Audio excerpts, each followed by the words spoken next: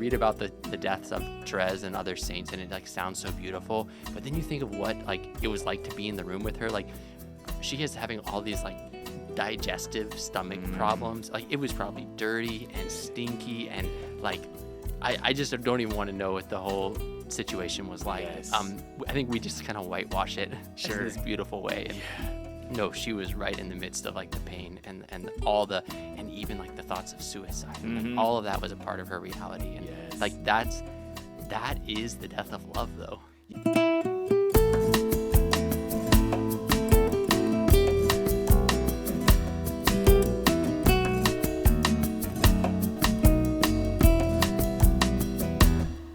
Praise be Jesus Christ, and welcome to another episode of CarmelCast. CarmelCast is a production of the Institute of Carmelite Studies Publications. For more information, you can visit our website at icspublications.org. And we're back this week. We're continuing this season talking about the end of the life of Saint Thérèse, and this is in conjunction with the fact that the relics of Saint Thérèse are currently traveling around the United States. She's started out on the West Coast, and now she started out in Michigan, and then now she's making her way out to the West Coast, and then eventually to the East Coast. So just encourage anyone, we'll put a link below, but take the time to see if the relics are coming to a location near you. You can find more information at the website, which is sttherese.usa2025.com. Like I said, I'll put a link below. So for this episode, I'm joined by Father Michael Joseph of St. Thérèse, and we're kind of coming to the close, really, of the end of Thérèse's life.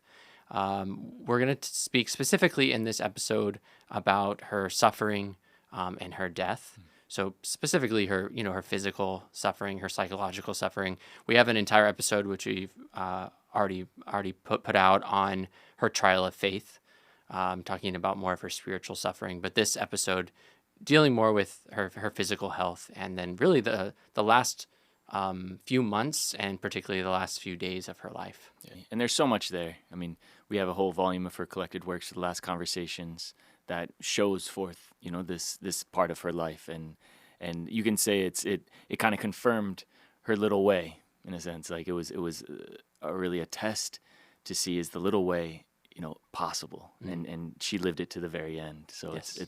it's a moment. Yeah, it's a part of her life that's definitely worth focusing on. Yes, yeah, there are many lessons to draw from that period of her life, which is again why we recommend that book about her last conversations. We'll say a little bit more about that in this episode, but I wanted to start by talking specifically about like earlier in her life. Yes, because Thérèse showed signs of poor health from like very early on in her life. Yeah, I do remember in certain parts of Story of a Soul or certain testimonies of her as a child that you already saw that maybe she wasn't in the most strongest constitution as a kid. Right. Well, yeah, right from the very beginning, right? Her, I think within the first 2 weeks of her life, they were afraid she was going to die because she was having, I think they said it was like internal troubles or like intestinal troubles or whatever it might have been.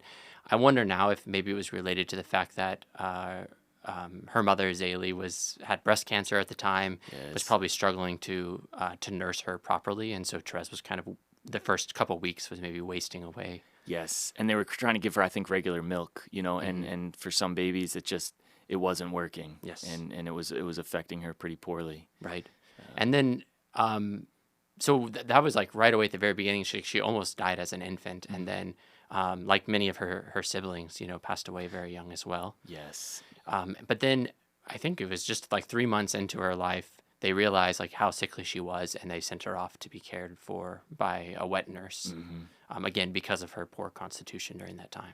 Yes, and there was an episode where she fed so much from when she finally was with the wet nurse that almost looked like she was going to die. And Zélie had this, in desperation, she went to St. Joseph and asked St. Joseph to like help her if she does die to have like a really peaceful death. It's very moving when you read that little part of Zélie's letters and how it seemed like she just like cocked her head back and wasn't moving for a while, and everyone thought, and he said she inwardly thanked God that she had died so peacefully, and then she woke up, and things started again. So it was sort of seen almost miraculous, or at least for Zélie, it was an extraordinary grace that she was able to survive that. Yeah, it's interesting here, just even noting like these bookends of Therese's life, where at the beginning she was, fed milk to survive, and then at the end of her life too, which we'll get to, True. she's back on that milk diet, And she hates it both times. Yes, Like, exactly. um, but and then as a child though, you could see like even though she was fine and she seemed like a pretty healthy baby and toddler. But yeah, what were those signs maybe as a child that she wasn't still maybe in the best condition? Right. Yeah. I mean, her mother notes from a fairly young age. Again, we have a letter, I think, of Zaley talking about how Therese was having troubles with her breathing, and how she would just, even like if she was walking fast, there would be this kind of like whistling sound, like maybe like an asthmatic sort of sound with her breathing. So she was somehow ill in that way, or weak in that way. I remember reading that tuberculosis can be dormant, even from a very young age, Yeah. and maybe just so that might have been already present in the seed form. Right. But it does show too, because remember she didn't in school. Like one of the reasons why she was kind of isolated is because she didn't like to play the rowdy games that the girls were playing, and part of that was her temperament, but part of it too was her inability to keep up. I think when she was running a lot, and Yes. so you see that too, that she just didn't feel drawn to those games because I think she struggled. Yes. Yeah. Like I think one of her sisters talks about, or maybe it was Zaley, I forget, but she had like weak lungs, is what they say, from a young age. And so even like Sister Agnes, her sister, Therese's blood sister Pauline, like after Therese's death, is recounting the fact that Therese would get sick every single winter, with a kind of like what she would say would just be like a normal cold for most people would lead to like a fever and great cough for Thérèse. Yes. So she just like what maybe for most kids would just be like a cold every winter, for Thérèse was something much more troubling. Yes, and yeah. So as that went on, of course, when she became a teenager, I think you probably didn't see it as much. She doesn't write too much about being sick. When she went to Rome, they were very healthy, kind of just very energetic. So you don't see those signs as much, but perhaps it was still there. There was a period where she was like 11, where she went away to stay with her aunt and uncle because she had like a whooping cough or whatever. Okay. You see that in some of the letters. She like went to go stay with them because they were supposed to be fresh air where they were. So again, that was like maybe just like this yearly kind of sickness, but it was something that was kind of reoccurring in her life. Yes. And then even like you mentioned, when she was at school, besides like not being able to play, she was like going to the infirmary a lot because she had these headaches. Oh, that's right. And fevers and things. And one thing we're going to get to in this episode is like some of this was tied up with probably like psychological struggles as well. And so it's hard, we can't separate the two, right? And so we're going to see these two, I think, working together in Therese's life as well. Yes, definitely. And I think especially with the headaches, if you've ever worked with young people or maybe in your own experience, in those early teenage years, I mean, especially with young women, sometimes they can be afflicted with headaches like all the time, and some of it's just the stress from different things in their life that probably are exacerbating it. But there's that funny episode where her cousin always complained about her headaches and was kind of dramatic about it, and they would always dote on her and you got to give her attention. And Thérèse was like, well, listen, I get headaches like all the time. They're terrible. But she wasn't used to saying, but she was like, maybe I should say something and get some attention. And she tried, and they're like, what are you talking about? Like, stop being so dramatic. Or I don't know. They just kind of upbraided her, and she's like, all right, I learned my lesson, Yes. So she was already very naturally very reserved too. So you don't hear a lot necessarily about probably what she was going through in those times, even though she was suffering in different ways, but she didn't talk about it. Right. And then the first time it like really hit her was when, after her sister Pauline went off to the Carmel, and then Thérèse had this really like serious health crisis. Yeah. Basically, like in a comatose state for a period of time. And again, there's a large like psychological elements tied up with that as well. And so you can't distinguish always. They're certainly linked here in this case as well. Yes, and you can't underestimate that the doctor said like they thought she might die. So, and he clearly was aware, of course, I'm sure there's the psychological aspect that was there, but it was affecting her so much that it was possible she wouldn't survive. So that leaves a mark, definitely. Yes, yeah. And so I think that like brings us then, I think this is helpful background to see, like even before she entered Carmel, that Thérèse was, like you said, I mean, she perhaps had this tuberculosis from a young age, kind of dormant, and was like, but there was some symptoms already of what she was going to face later on in her life.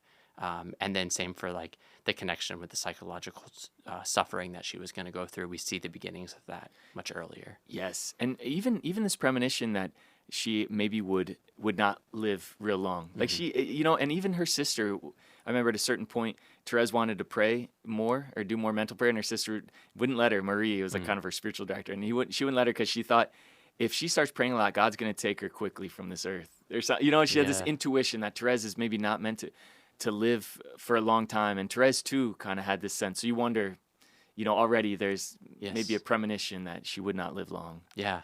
And one thing I want to maybe talk about at the end of the episode is kind of maybe the lessons we can learn about Thérèse when it comes to facing suffering. But maybe just like pinpoint something here is at this period of Thérèse's life, and then when she first enters Carmel, she talks a lot about like this desire for suffering. And I think that that's kind of transformed and purified as we go throughout her life. So just to like note here, like Thérèse she's experiencing real suffering. I think physically and psychologically and spiritually. And there's something in her that like sees the good that can come from that and desires the good that comes from that. But that's something that has to like continue to be purified and worked out during her life. Yes. Yeah, it's a good point. She even says too, like at a certain point in my life, I couldn't quite bear with the sufferings yet. Like they crushed me instead of being able to like profit from them, you know? And I think some of us that's where we are. Like, it's not like we don't want to call sufferings on ourselves because we might not be able to bear it, and it's not going to be always something. God allows the things that he knows we need, but not to maybe feel like we need to add on top of those in our own way. Right. Yeah. So then we get to the period then of Therese's life where she enters Carmel. She's a young girl, 15 years old. She enters Carmel, and right away, like certain elements of religious life, and particularly the Carmel and Lisieux, are going to be difficult for her because of her physical constitution. Yeah, definitely. It was not a great environment, we know. I mean, in terms of just like the physical environment, Normandy is very cold for much of the year. It's very humid, so wet. And if you even still to this day, when you go to the Lisieux Carmel, the river, passes basically right through it. And that always is an invitation to sickness, it seems. Mold. Like. Mold, yes. Well, they have a problem now with mold. Exactly. You can't even go, the parts of her original cell and all that are totally blocked off now because of this mold and fungus that have gotten in. And so the coldness, the dampness, the fact that they didn't have any heat, right? Yeah, well, I think the fasting that they did, they were fairly serious, and they ate just like a meager diet, I think. So that was something that, and also perhaps like the little sleep that they got. These are things that someone who's already constitutionally like weak is going to suffer more from these things. But what's interesting is like when Thérèse first enters, it's like the healthiest she is in her life, I think. When she first enters Carmel, she's like doing extremely well. I don't know if it's like maybe kind of the lack of like, or the consolation that comes when she's finally able to fulfill this dream of hers, maybe the regularity of the life, maybe the meager diet was like helpful for her. But like when she first enters, it seems like she's doing very well health-wise, like better than she had been before. Well, one of the things that's overlooked is that because she wasn't 18 yet, she wasn't bound to any of the fasting yet. That's right. And so for those first, I think, 2 years, they like fed her more. She said, "I've eaten more than I have ever in my life." And you can tell it's very sweet. The picture of her as a novice, she's a little plump. You can tell like she's really given herself. It's like she's very healthy in that sense, and she's eating. She's she's working outside too and things like that. And she started in the spring, and that was one of the reasons they didn't want her to start in the winter originally, so that it would be a little better weather. So I think that's part of it. She probably didn't have that same regimen of fasting. Right. But like you said, the sleep, it was in the wintertime, it was, I believe in the spring and summer, it was 6 hours of sleep at night. And you can maybe get a little siesta in the day if possible, but I don't think she often took it. And then in the winter, I believe it was 7 hours.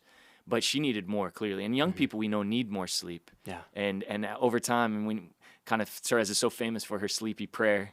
Yes. And that's one of the reasons, but that affects us after a while. Right. Yeah. And I like that you point out the fact that she was kind of dispensed from the fasting, because it shows like just how human they were in the monastery, because Thérèse was, they really looked after her health. I think we can get this idea of like that being a religious or being like an ascetic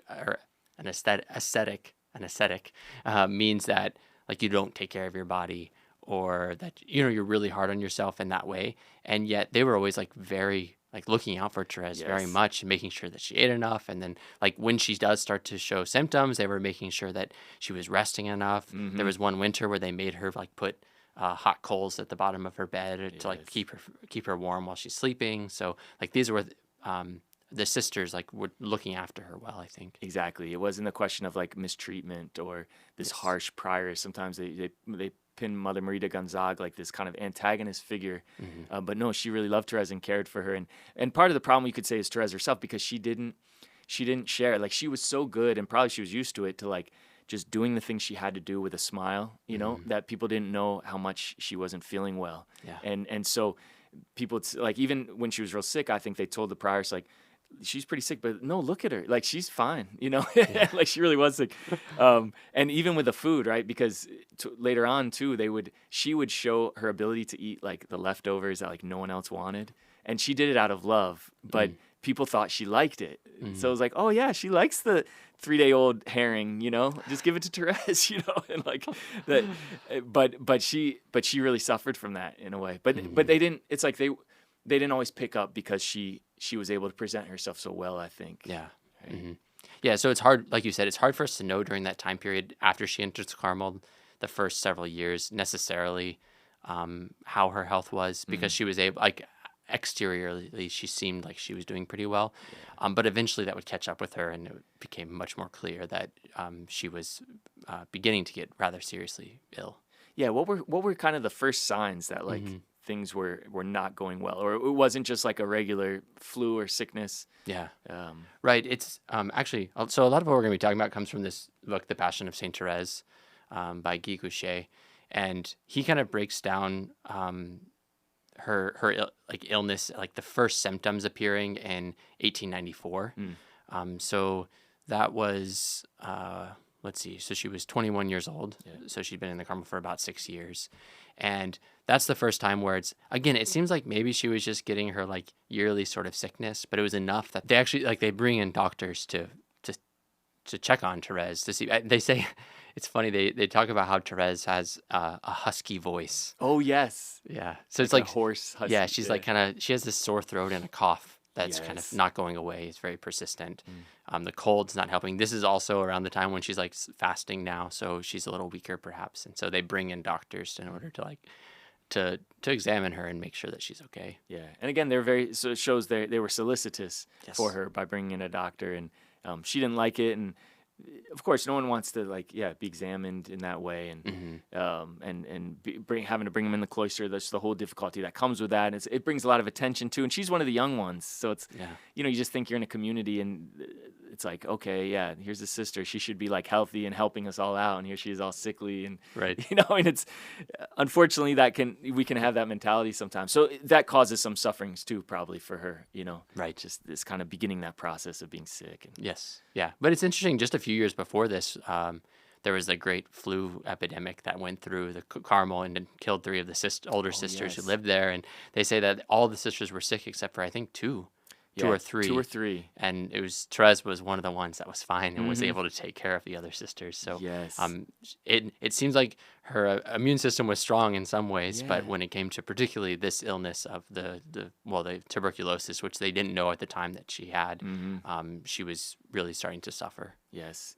And what was that like, even in 1894? She had the hoarse throat, and was she able to go to the community acts? I mean, how was her life affected in the convent at that point? Yeah, so when she first started showing these symptoms, she was still able to participate in the regular community life. She was, I think she was like clearly more tired than usual.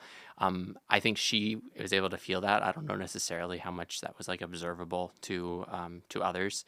But those first few years here, it's like she had this cough and sore throat, but she was basically able to, it seems, to like continue on with her role in the monastery.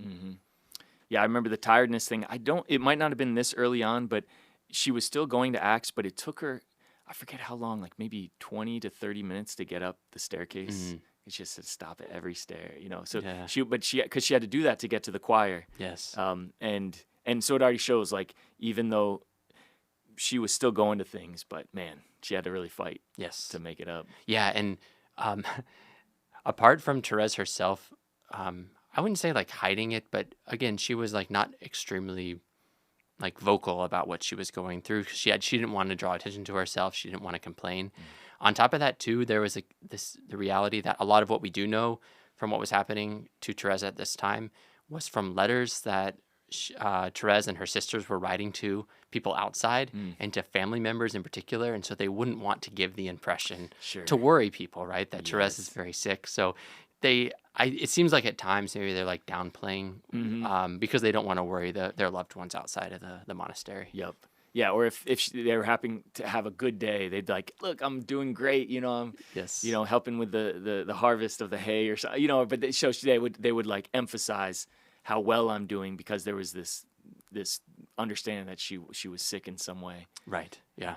But then so then a few years after that, so this is in 1896.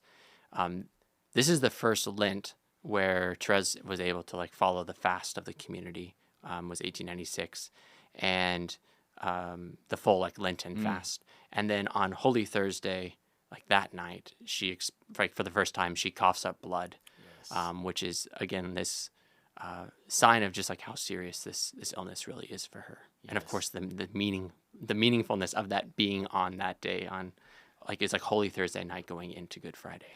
Yes, that's right. And I believe it was April 5th, and it was Holy Thursday, and that night she had coughed, and she said she felt something like kind of bubbling to the surface. And it's somewhat graphic, actually, in her description of it. It's not pleasant to read.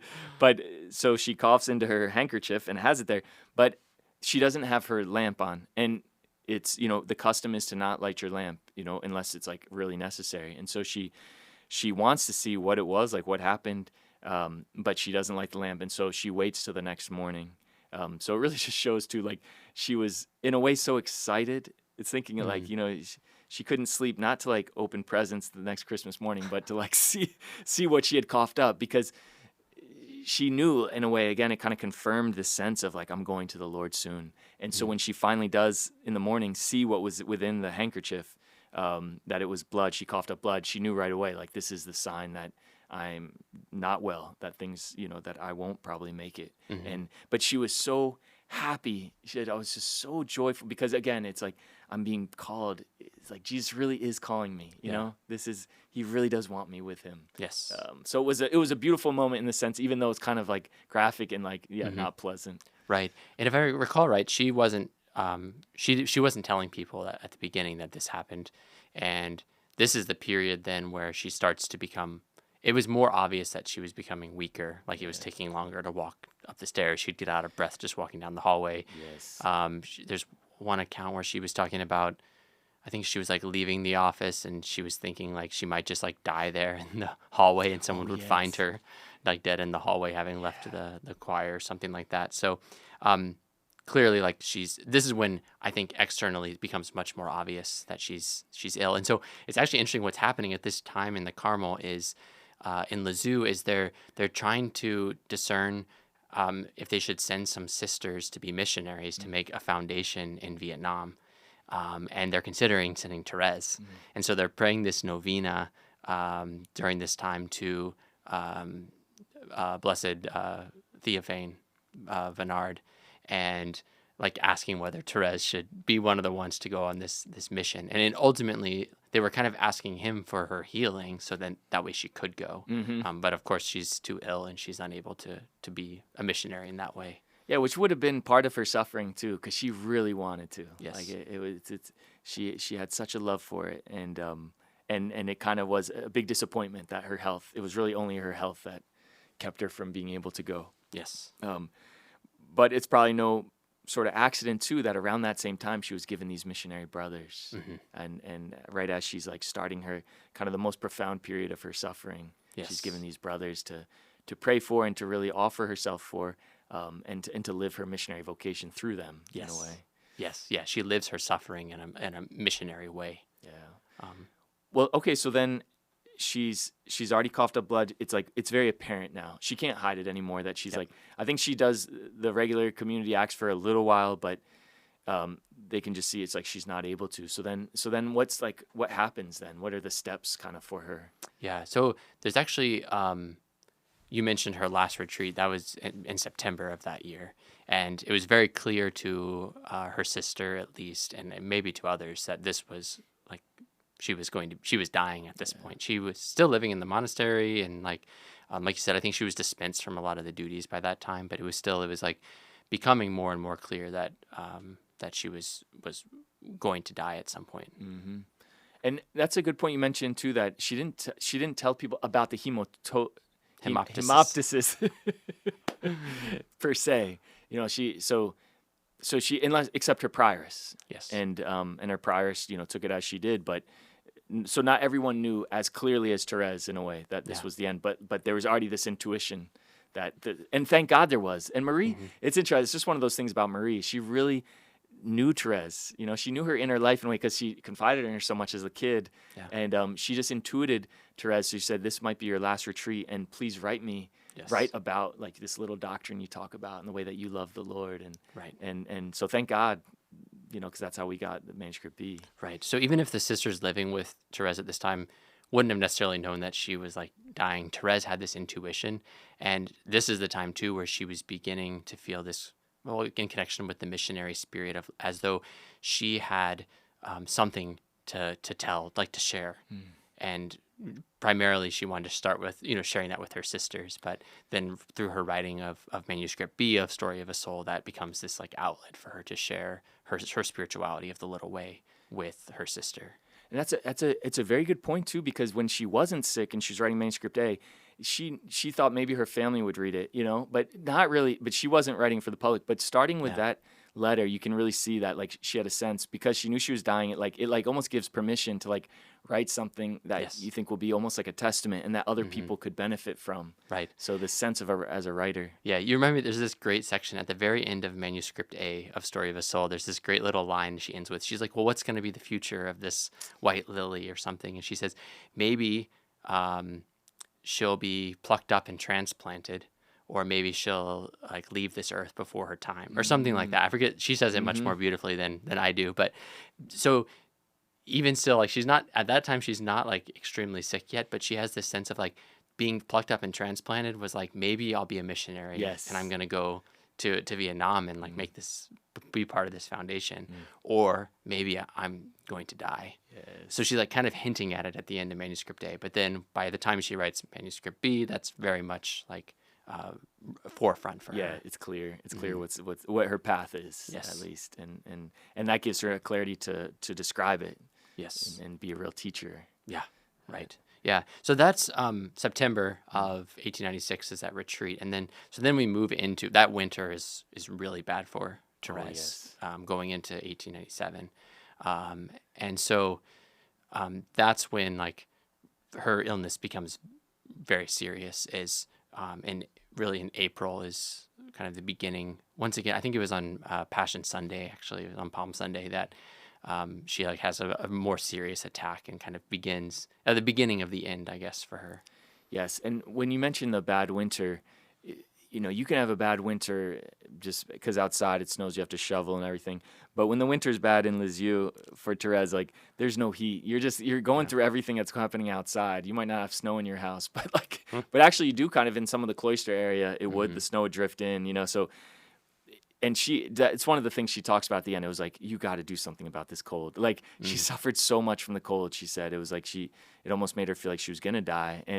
But that was just the life back then. That was the part of being the poverty was not having heat, except in maybe one or two rooms. Maybe in the infirmary there was some heat, but yeah, so just that bitter cold, and you're already sick. It's just not. Yeah, it's not it's not going to bode well for you. Right, and this is the time period where they begin, you know, giving her a lot of allowances as far as like letting her have some kind of heat in her room to keep her warm while she's sleeping. Yes. Also, she's removed from like any of her outside duties in the monastery. So this gives her the time then to write the rest of Story of a Soul, because that's her only duty at this point is like, we need you to write. Yes. So that's all she can do is kind of sit in bed or sit in a chair and write, and that's it. But it does show she's exhausted by it still. Yes. You know, it's funny. It's like you don't have to do anything but just even that little act Mhm. took a lot for her at that point, Right. at that point. Yeah. But she had the time, and thank God that she took advantage of that short window when she could still write. Yes. Because eventually, even though she didn't die, but she had stopped. I believe it was in July Mhm. or late June that she couldn't write anymore. Yeah, and you can see when you look at the manuscripts, like she eventually had to move to using a pencil because That's she right. couldn't write with a pen anymore because she was too weak. And Yes. even so, you can see and like you can analyze the handwriting and see how it's getting weaker and weaker and Yes. weaker as she gets closer to the end. Exactly. And we actually have we have those manuscripts that are like a facsimile copies of Yeah. those manuscripts, and it's really neat to see Mhm. where she's at and the trembling, of the Yes. pencil, and that when she's weakest in starting to write the pencil and it's kind of trembling, that's where she talks about a prayer as the lever and fulcrum that can move the world. And she said, if Archimedes could. Said Mhm. if I just had a lever and fulcrum big enough to move the world, so we can do that through prayer. So Yeah. she's talking about this strength, right? In When the she's midst of like her can barely great hold her weakness. pen. It just gives an insight Yeah. into. Yes. No, that's a great point.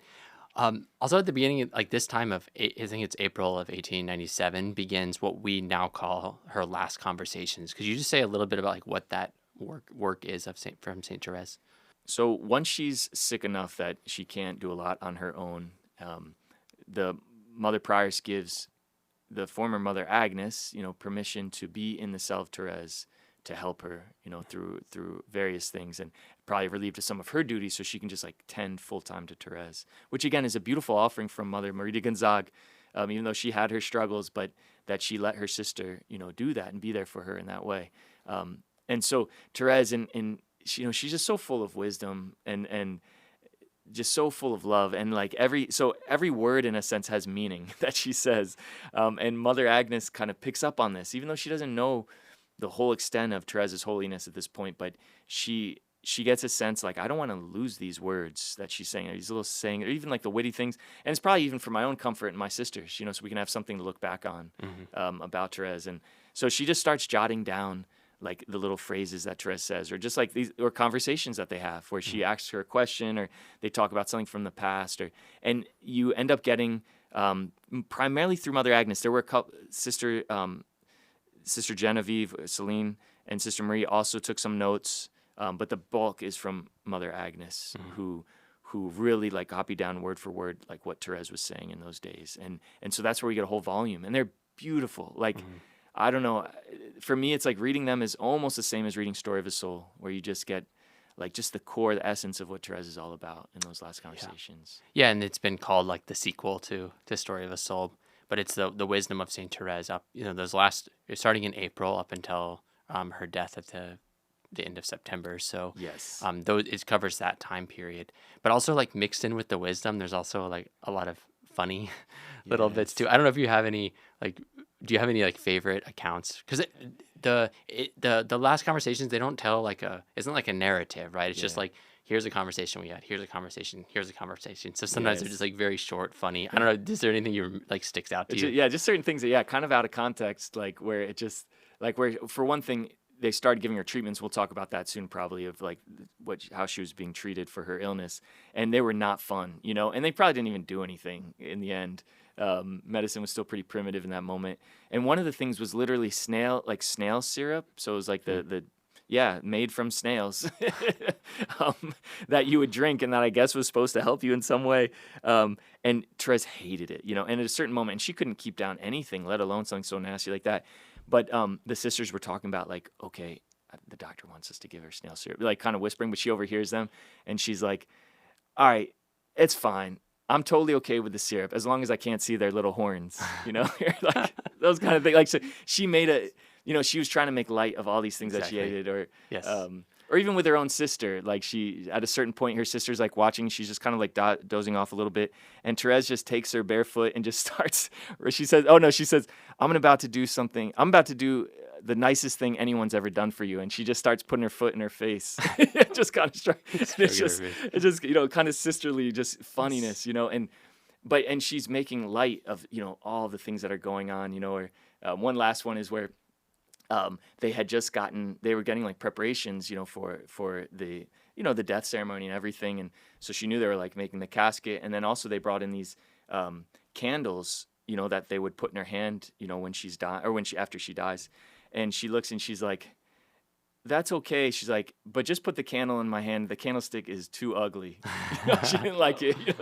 So like those kind of things. She's trying to kind of using dark humor in a way, making light of very serious things. Yeah. And to try to cheer people up because she Right. saw how sad they were. Exactly. Yeah, and she's doing this in the midst of when she's really suffering, which we're going to get to some of what she was experiencing, the symptoms. But one of the stories I like is they recount that Sister Agnes recounts that they caught a mouse in the infirmary, and that Thérèse made up this whole story about like the life of the mouse and like what it was doing there and all this. And so then she like begged the sisters to bring the mouse to be next to her in the infirmary. That way, when the doctor came, the doctor could examine this poor wounded mouse. And so Sister Agnes is like recalling this about how much they were like, she was making them all just laugh by telling this story. So kind of like turning the attention away from her and lightening the day of her sisters who are caring for her. So yeah. But maybe, I don't know, maybe this is a good time then for us to talk about particularly the symptoms of what Thérèse was going through of tuberculosis. We mentioned a lot of them already with the the coughing and trouble breathing and all of that, but also I don't know a lot about tuberculosis, but I think it's like a bacterial infection of the lungs, and so it's really like slowly eating away and like destroying her lungs, which leads to like a lot of difficulties when it comes to breathing and fever, digestive troubles. When you're not getting enough air, it like affects all of your organs ultimately. And it's like as the body shuts down, she's unable to eat, unable to digest things, which leads to great fatigue. So all this is happening, and eventually, like with tuberculosis, it leads to either some kind of respiratory attack or like the organs basically just kind of shut down from the lack of oxygen that the body's getting. But it's like a very slow, painful process of suffocating, basically. Yes. And like you said, it's in the lungs, but it can spread to the other parts of the body too. So you can have tuberculosis like in the spine, different things that can really, and we know eventually getting gangrene of the intestines, where intestines just like totally shut down, and yet she's still alive. It's like, it's just crazy what she went through with that.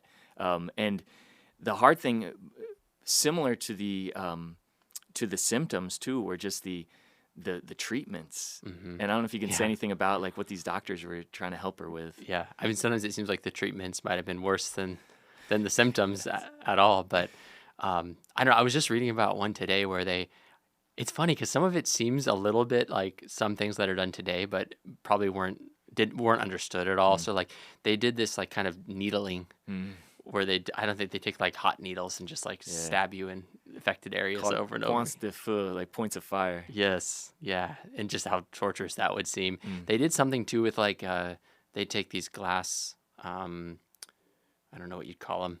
It was like cup. It was like cup. It was like cupping. It was like suction. Yeah, suction. Like which again, like they do that today in medicine, but they would like heat these things up and it would create this suction that would like.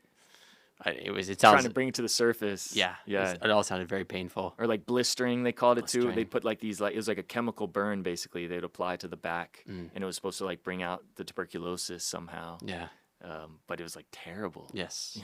Yeah. And then a lot of the the misunderstandings of her diagnosis too led to some struggle because at the beginning, at least, it seems like the doctor wasn't diagnosing her with tuberculosis, so they weren't maybe quite sure. Like he said, it was due to some accident that had like hurt her lung or something like that. So they weren't even quite sure what was going on. It doesn't seem like.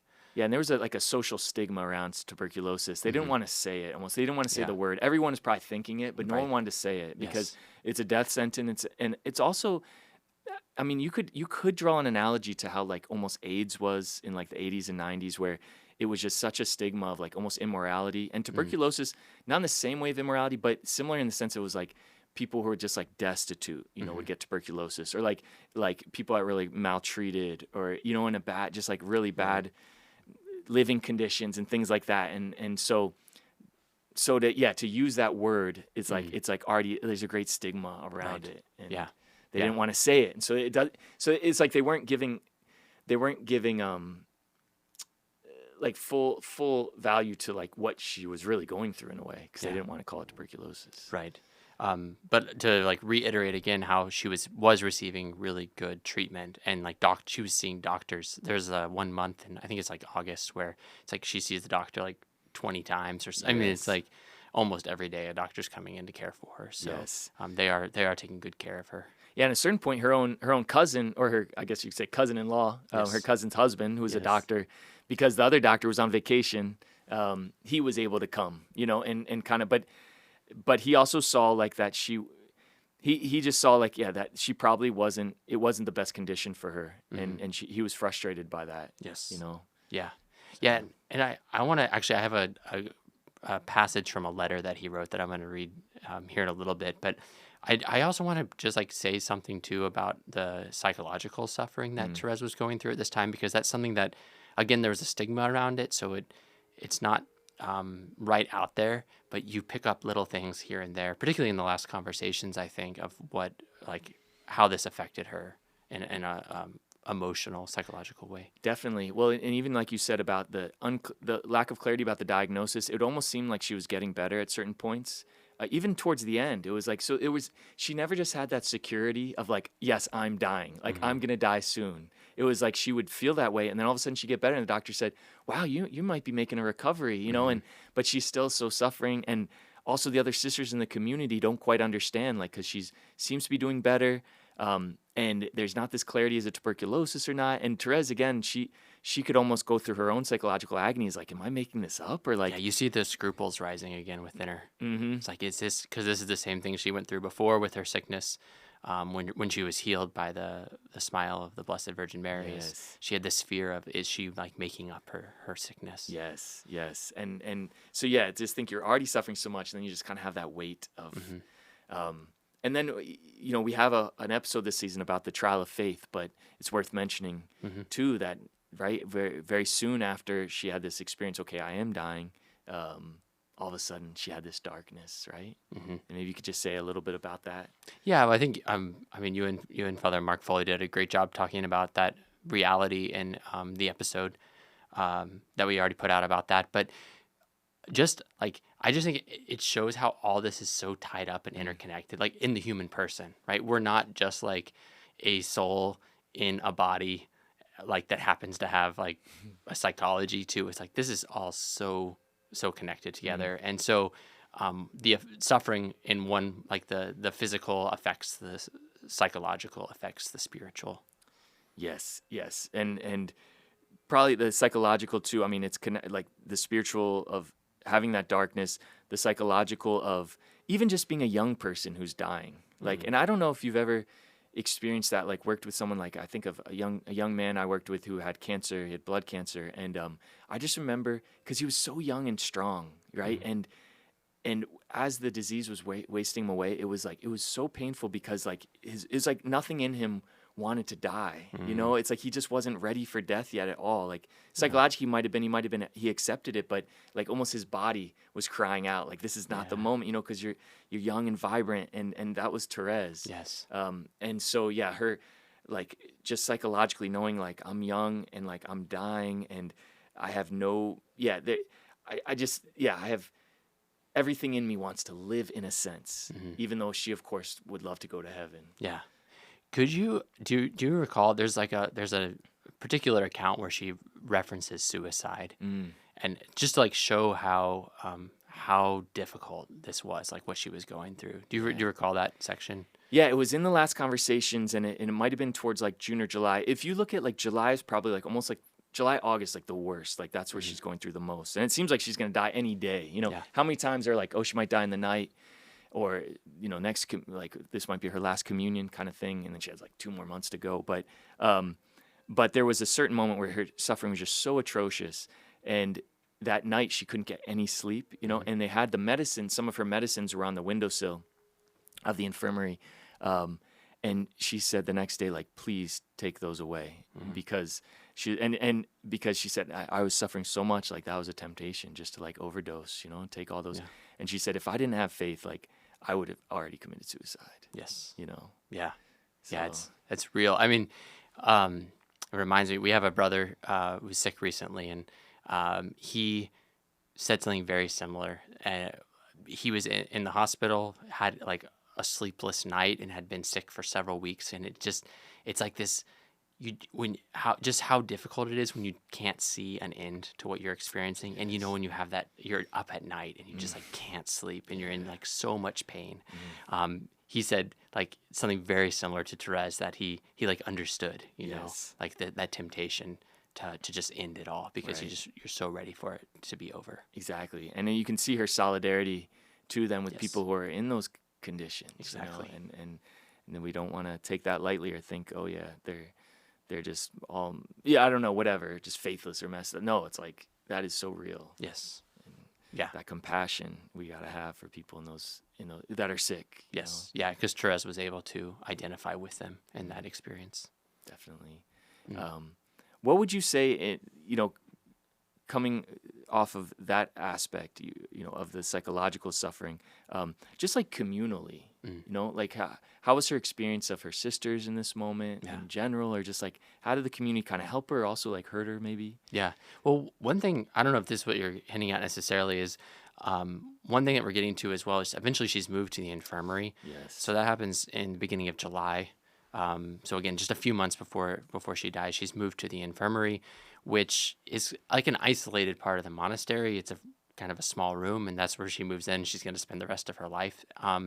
So she's somewhat removed then from the rest of the community. Now, granted, there's like great care there. They have a sister basically like full time, kind of caring for her. And her sisters, are stopping by and visiting from time to time as well. So she's not totally isolated, but there is this sense of like she's kind of removed from the community, which I think, Yes. I think it's something that a lot of people who are ill experience, is this feeling of isolation. Yes. And you could say like a kind of uselessness too. Mm-hmm. Like she wants to help and she knows they need help, but here she is unable to do anything. And here are people who actually have to like wait on her and sacrifice their time to be with her, even though they have other duties and things. Yeah. Yeah. So the life in the infirmary, I mean, she's, and there's some pictures you can find of what the infirmary room looks like, but she's there. It's a very small room. She has her bed there, with some like curtains around where Thérèse hung up some of her like favorite images. There's a painting of Jesus in agony, I think, with an angel that's on the wall in the room.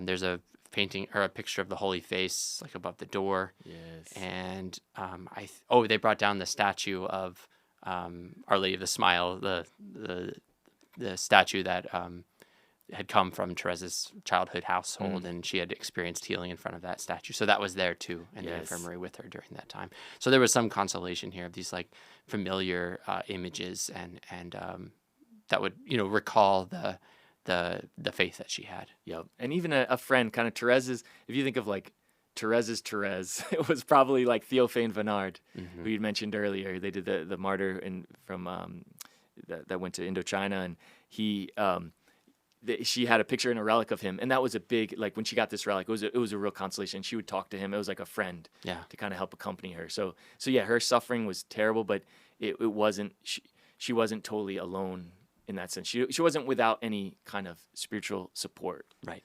Yeah. So she moves there to the infirmary in July. It sounds like, particularly like like you mentioned, August was like a really bad month for her, where she was coughing up blood like every single day. It's interesting. It seems like the way that the disease progressed is it like hit really hard one of her lungs, and then it was like she experienced some relief, and then it attacked her other lung. And then again, she experienced this like period of remission and relief right before she died. But again, she's like during this period where it's attacking her left lung at this point. She's like coughing up blood every single day. They bring in the doctor who's the son of, or I guess it's her cousin, right? Because it's the son of her uncle. Yes, it's son-in-law. Yeah, okay, son-in-law. Yes, that's right. Son-in-law is they bring in the son-in-law, and there's a letter that he writes to Thérèse's uncle. This is a very important uncle for Thérèse, Isidore Guérin, because he kind of was a role model for, and like kind of took her in, was in a way was like after the death of her mother, he played a very important Well, role. even legally, and that's not what people Yes. understand. Like legally, like it was to kind of protect that family side to still have contact with the kids if Yeah. like the mom or dad dies. Right. So the family of the spouse who passed has a real legal right with them. So Yeah. so that's why she had to ask his permission to enter Carmel and Right. things like that, because he really had civil kind of duty towards her. Right. Yeah. So this is his son, who's a doctor. He comes in, and so he writes this letter then to his father about this visit that he's just made to the Carmel. So I just want to read it because I think it's striking. He says, "As soon as I was shown in, I was moved to tears as I spoke to her, holding her transparent hands burning with fever. After examining her, I had her sit up on her pillows. 'Will I soon go to see the good God?' she said to me. 'Not yet, my dear little sister. The good God wants you to wait a few more weeks so that your crown will be more beautiful in heaven.' 'Oh, no, I'm not thinking of that. It's to save souls that I want to suffer still more.' 'Yes, that's very true. But in saving souls, you will climb higher in heaven, closer to God.' Her reply was a smile that lit up her face as if heaven itself had opened before her eyes and flooded her with its divine radiance. Then Thérèse asks, 'And how many days shall I go to heaven?' 'In your illness, my little sister, it's very hard to say. Perhaps in a few weeks, a month, maybe longer, unless something unexpected happens. Unless you are in a great hurry to go and see the good God.' And Thérèse responds, 'As he wills, I will wait.'" So he continues on in this letter, but just like how moving this experience was with Thérèse. This is the end of August, in a very difficult period of her illness. Just her faith and her hope for heaven, but also her her resignation to God's will. Yes, and it points out that whole aspect of she didn't want to just go to heaven just to rest and finally be done with suffering, and which is not, I mean, that's very understandable for people, it's like you don't want to have to keep going through this, but it really was to love, like just to save souls. Like she wanted to go to heaven so she could keep doing good on earth, as she would say, and she was willing to kind of undergo what she was going through because she knew she was helping Jesus save souls, and she was participating in his thirst, Yes. for souls, and so that really brings that out, that Right. it like kind of hones in on her mission. Yes, in that exactly. way. Yeah, and just a few days after that visit, on August 30th is when the last photo of Thérèse is taken, which is such a great picture. She's laying in her like infirmary bed, kind of out on the I don't know what you call that section of the monastery, but she's like kind of outside. I guess they'd rolled her out to get some fresh air, and she's sitting there, and there's a picture of her from across the way. Yes. She just has these pensive eyes, and she's but she's still so full of life and faith and love, but like, in the midst of just so tired, and you just see that brought out in that picture. It's a beautiful picture. Yeah. Well, and so then that's like a month before her death, but I don't know if you could point out, maybe even just walk us through like kind of the last few days of her life then. Sure. After this. Well, one thing, that you get through this time too is she keeps talking about the little way, and her mission. Like it just becomes so much more clear, this mission that she's going to have. And even to the point where she says, keep my fingernail clippings because you might need them later on. It's like, who would ever say that, But you haven't been keeping mine. See, now I'm starting to think. She even says something that, like, we kind of joke about. She says, "Yes, I believe I am humble. I understand humility of heart." And like we always say, "Oh, if you think you're humble, you're not." No, but she was just like so accepting of who she was, just this total acceptance of self with her gifts, what God was doing in her, but without leading to any kind of like egoism or vanity by any means.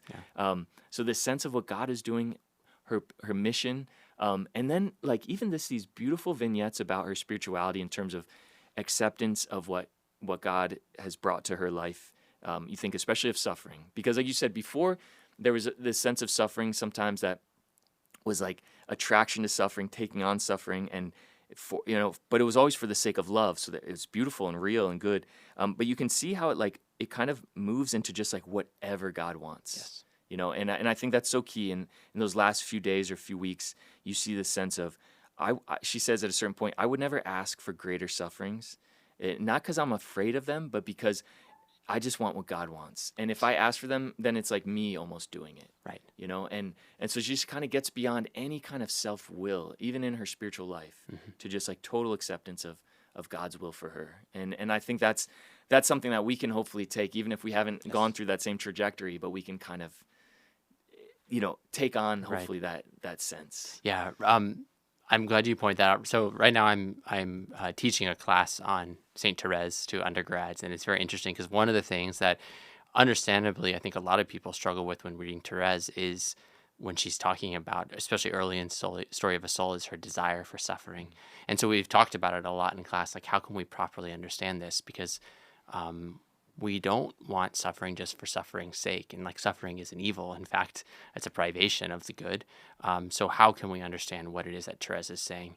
And I think one way we can understand, like you said, is it's suffering for the sake of something. So like in the same way, like I'm willing to suffer. A mother is willing to suffer so much for like her child. Right? Like it's not the suffering itself that's desired, but it's the good that's obtained through the suffering that's desired. And that's what Thérèse sees so clearly. But even still, like does seem to be a movement in Thérèse where she's able to like even let go of that desire and say like, just whatever you want, God. Like, like you said, it would be kind of self-seeking to like desire something, or to even like to try to say like this is the way to get this good. She's just like, no, God, what you know better than I do what the good is and how to get me there. So I'm willing to walk with you in that. Yes, it's the fullest abandonment. You could say that spirituality of just like total abandonment to God's love for you. Right. And it seems like again, like it seems that all that she's been through with this suffering, this illness, has like helped to bring her to that place as well of complete abandonment. And all you can see, like at the end, as she's laying there, like in that picture, totally emancipated, right? It's like it's the image of Christ on the cross. Yes, and that's so key to point out that it was just it was union with Christ that she was sharing in. I mean, it wasn't like she just like she didn't find joy and think like, okay, this is leading to my transformation, even like which is beautiful. We all want to be transformed, but or just like almost like her good. Even if it's a spiritual good, but just so I can participate like as fully as I can in Jesus's thirst for souls. And like even in her, I was reading this article recently where it was like, you can see like she just had this extreme thirst, like this burning thirst. Her tongue, they said, was like a wood, like a piece of wood. Like she was so dry and she couldn't even take any water because of the gangrene in the intestines too. It was like anything just caused her like agony because her intestines just stopped working basically.